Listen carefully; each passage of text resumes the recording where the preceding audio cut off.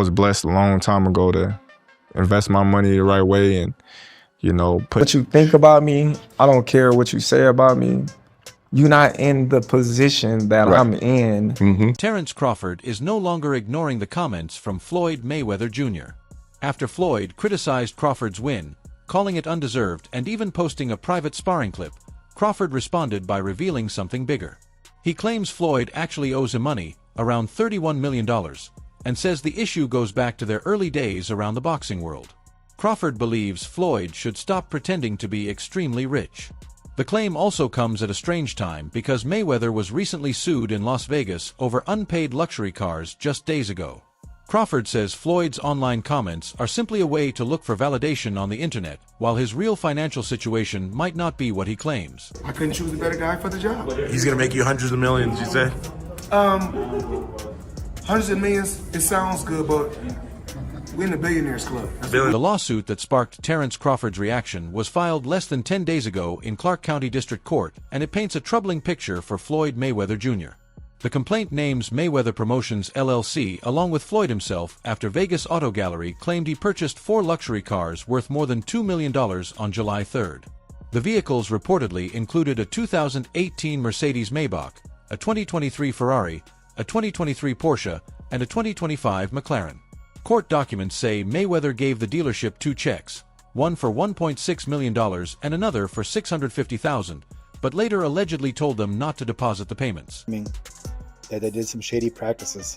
So this is a response to their lawsuit that he bought 4 cars in the amount of $2.3 million back in July. And one of the cars was $1.2 million, which was a 2018 special edition Maybach. I don't know, something really, really fancy. Very, very rare. Instead, Floyd Mayweather Jr. showed off the cars on his Instagram, displaying them to his 29 million followers.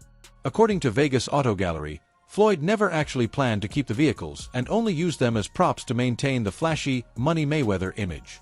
Later on, 3 of the cars were returned, while Floyd agreed to keep the Maybach through a settlement valued at about $1.2 million. The issue, however, is that the payment was still never made. We got options. I got about 100 cars. But right here, we like to call this the Sweet 16. By signing the settlement, Floyd Mayweather Jr. and Mayweather Promotions officially admitted responsibility for the debt. The agreement meant they accepted in advance that the money was owed and that they would not be able to dispute it later if the payments were not made. However, according to Vegas Auto Gallery, Floyd still failed to meet several payment deadlines even after being given extra time. Attorney Michael Cristalli, who represents the dealership, made the situation clear, saying their court filing explains everything. Despite purchasing the vehicles, writing the checks, and signing the purchase agreements, Mayweather ultimately never paid for them. $25 million. That's an incredible amount of money.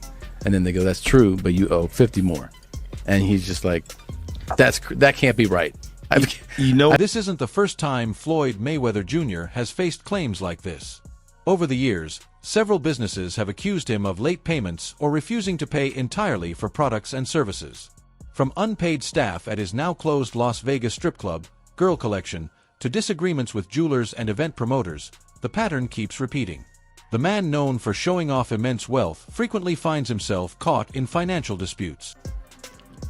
I mean, dang, Floyd Money Mayweather. Man, wow, y'all around here getting Rolexes, not paying for them. Man, y'all got stacks of money, owing jewelers money. Man, how y'all around here, man, getting millions of dollars in all this jewelry and leaving 200? This is where Terence Crawford's statements come into play. His claim that Floyd owes him roughly $31 million isn't random. While Crawford's team hasn't revealed exact details, the timing and context hint at a few possibilities. One likely scenario is that he's referring to potential earnings lost from never getting a fight with Mayweather. Back in 2017, when Floyd retired, Crawford was rising rapidly in the pound-for-pound rankings, already a unified champion at 140 pounds and moving toward welterweight supremacy. A matchup between Mayweather and Crawford at that point would have been massive, probably pulling in hundreds of millions from pay-per-view alone. I know life is hard, I know life is expensive, but come on, dude, put your legacy first. Nobody wants to... Another angle could be business matters outside the ring. Floyd Mayweather Jr.'s promotional company has been involved with numerous fighters, events, and partnerships.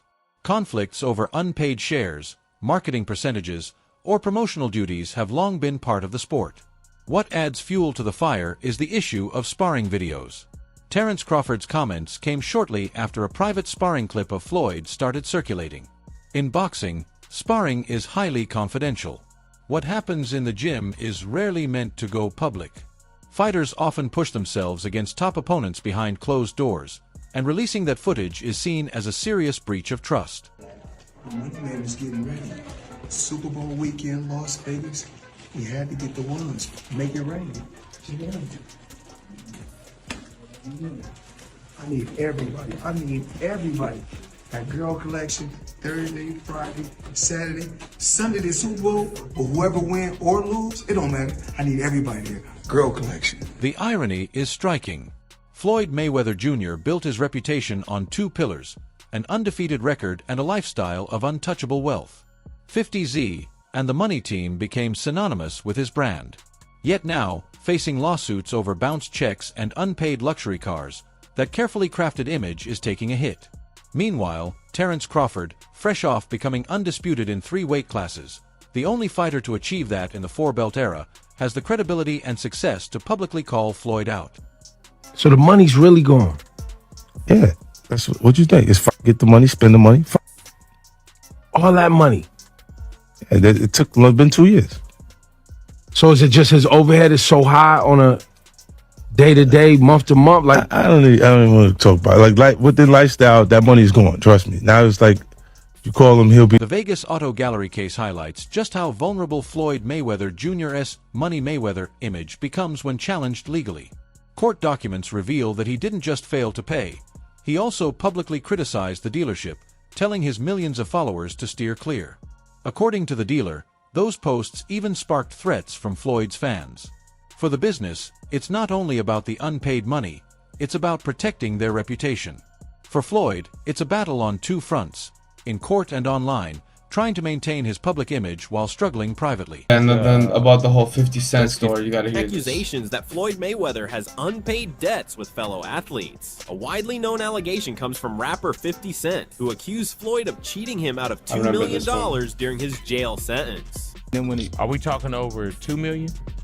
It's about that. Oh, okay. At that point, it was invested in. All right. So look, he goes when he finally does bring up. Terence Crawford has also been calculated when it comes to finances. He parted ways with Top Rank after years of disagreements, betting on himself in the Errol Spence Jr. fight and turning a career-defining victory into major earnings. Today, he stands at the pinnacle of boxing, undisputed in 3 weight classes and financially independent on his own terms. When Crawford calls out Floyd, it's more than criticism.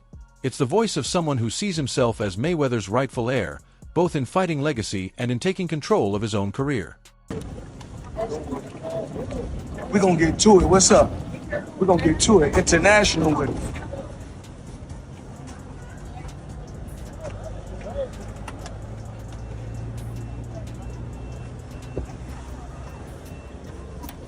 Meanwhile, Floyd Mayweather Jr.'s legal team is trying to reverse the car lawsuit, claiming the dealership committed fraud by not providing certain documents, like the odometer certification. However, legal experts are already dismissing that counterclaim as weak, with attorney Michael Cristalli calling it frivolous and absurd. This situation underscores Floyd's biggest challenge. His attempts to fight back in court are far less persuasive than the growing evidence showing he simply failed to make the payments. I believe in building generational wealth. Even like when my children, all 4 of my children are adults. And I told them, no more handouts. Because I feel like I'm hurting my children just by, I give them money, they go shopping, they put gas in their car, they party, they come back, I need money. I give them money, I buy them houses, I buy them cars. Told them, listen, if you guys go to school or you work in one of my businesses. Amid all of Floyd Mayweather Jr.'s financial and legal troubles, Terence Crawford also fired back at his claim that Crawford's fight with Canelo Alvarez was easy because Canelo was past his prime. Crawford explained that he entered the ring with a precise game plan, one that even accounted for Floyd's style. As he later shared in an interview with Inside the Ring, his strategy was deeply rooted in history. He studied how Mayweather had dismantled Alvarez with his elusive defense, analyzed Dimitri Bivol's disciplined approach that had neutralized Canelo, and even spotted weaknesses in Canelo's fight against William Skull, where limited mobility was exposed. For Crawford, the path was obvious. "I knew I was going to beat him," he said confidently.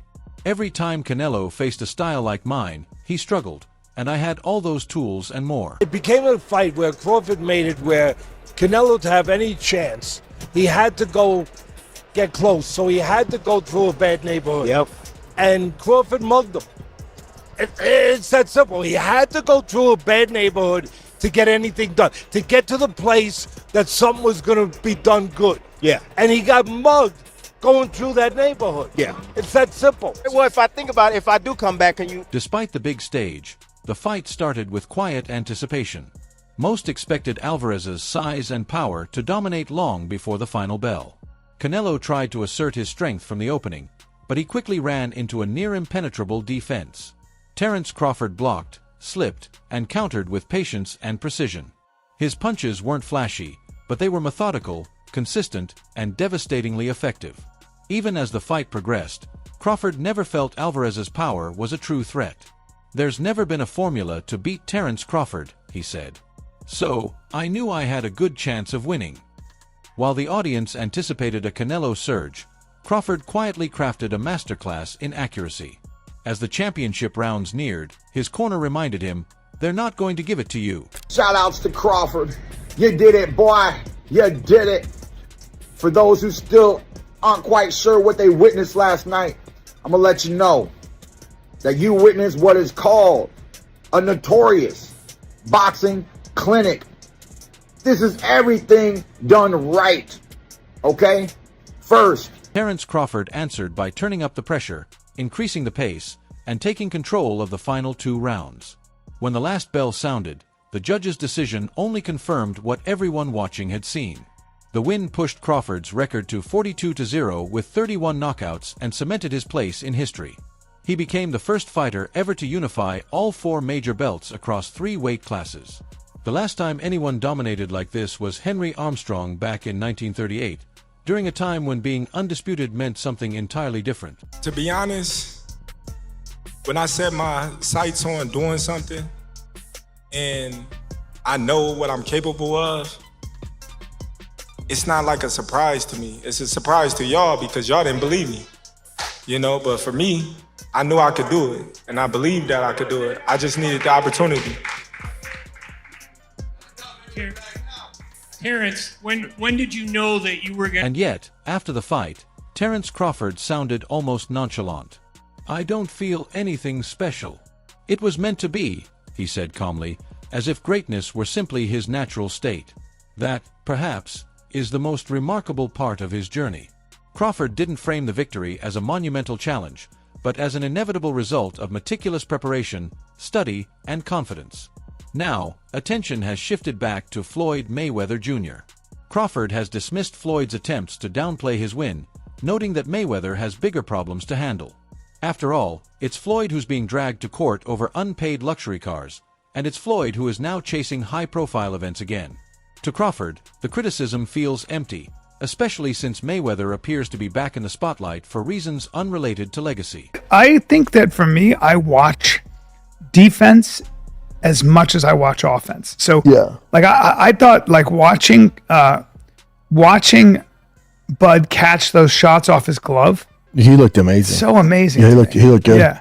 He'd go to a body and he'd catch that and come up with an uppercut. Just all those things that seemed... He looked great. Yeah, I've never seen anybody do that ever. No one has, yeah. Floyd Mayweather Jr. has already agreed to face heavyweight legend Mike Tyson next year. While it's being promoted as an exhibition, the timing hasn't gone unnoticed. Floyd is coming off recent legal troubles in Las Vegas, including a $1.2 million judgment from Vegas Auto Gallery. With that debt looming, another high-profile payday fits the pattern critics have long highlighted. On top of that, Mayweather has hinted at something even bigger, a potential rematch with Manny Pacquiao. In an interview, he confirmed talks are ongoing, and while nothing is official, the possibility is actively being explored. We getting ready.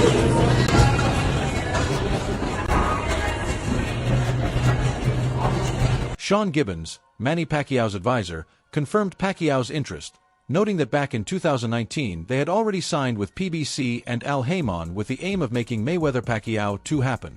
At that time, Floyd Mayweather Jr. backed out. Even when Pacquiao defeated Adrian Broner and then Keith Thurman, Floyd was quick to distance himself, reportedly leaving the arena before the official decision in the Thurman fight. That rematch never took place, and Pacquiao eventually retired after losing to Yadenis Ugas. Now, however, Pacquiao is back in the mix. Would even fight him today? Even here. Oh my goodness. Tell me about that fight a little bit. Being in there with Floyd, Floyd being in there with you, like what was the experience like being there in the ring fighting him finally? It's good, but despite all those things, but then after the fight, right after the fight, I went to the hospital and got operated. My Yeah, you got an operation, yeah. Yeah. I remember you posted a picture of Really hurt. Was he better? Manny Pacquiao recently made a comeback against Mario Barrios. Although the decision didn't go his way, he displayed enough skill and determination to convince his team that he still has more to offer. According to Sean Gibbons, Pacquiao's drive isn't just about money, it's about legacy. At 46, he wants to chase new records, challenge the younger generation, and prove himself once again. Only Floyd knows, Gibbons said regarding a potential rematch. Manny is always available if it makes dollars and makes sense. But I don't think I thought I won the fight. I throw a lot of punches, even though he's moving around. I can imagine why I lost the fight. Okay, Manny, wrapping this up, I got to ask you, because we talked about this Mayweather-Pacquiao. Do we see a rematch if you win on Saturday, Manny? I don't know, just one at a time. Let's talk about that after the fight. All right. Well, Floyd Mayweather Jr.'s response has been cautious but telling. Speaking to TMZ Sports, he said, "There's been talks. There's been talks. It's possible. We just don't know. But as of right now, everything is going great, and I feel good. Working hard every day, and I can't wait for 2026. The statement speaks volumes. Floyd hasn't competed professionally since 2017, yet he's openly entertaining a comeback for a fight that would generate enormous revenue.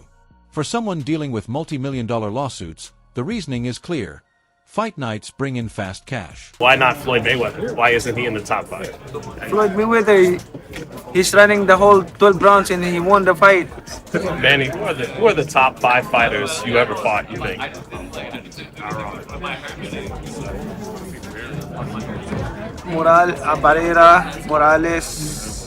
Morales. It's no surprise that Floyd Mayweather Jr. picked Mike Tyson as his exhibition opponent.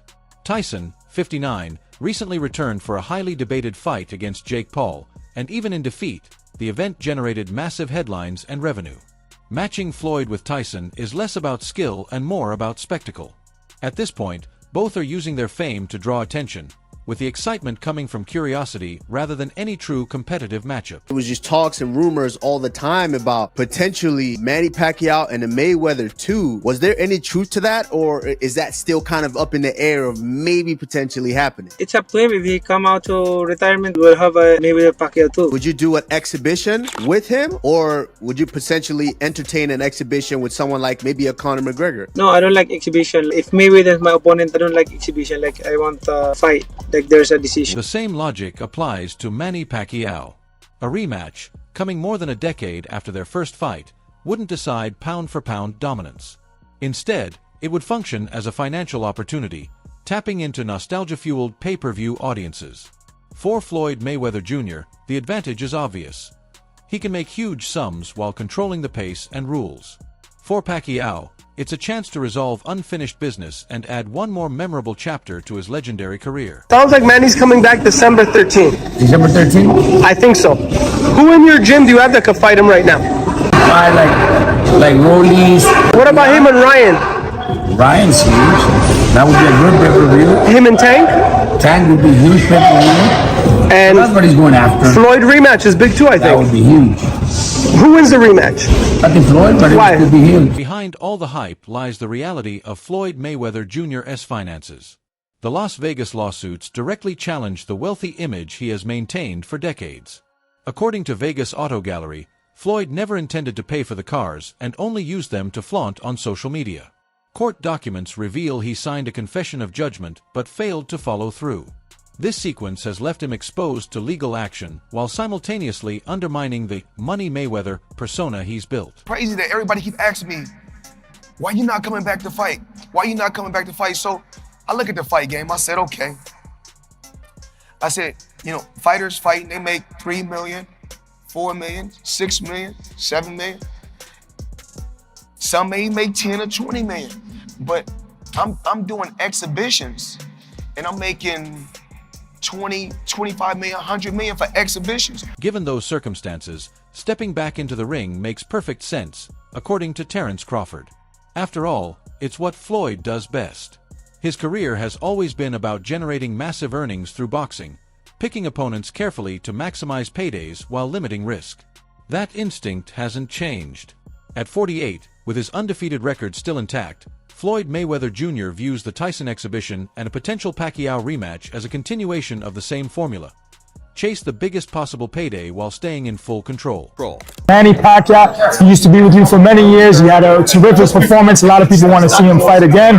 Do you see him and Floyd fighting again? What did you think of his performance? I don't think that's really a fight that'll get that much interest anymore. There's a lot of welterweights around, a lot of people that Manny can fight. Maybe he does a rematch. You know, at 46 with a layoff, I thought. For Terence Crawford, that's exactly why he has zero patience for Floyd Mayweather Jr.'s criticisms. While Floyd calls his win over Canelo Alvarez easy, Crawford sticks to the facts. He faced Alvarez when the fight truly mattered, executed a precise game plan, and accomplished something historic. Floyd, on the other hand, is chasing one-off spectacles, turning his name into quick cash while trying to sidestep legal and financial scrutiny. Crawford's reaction was sharp because the contrast is obvious.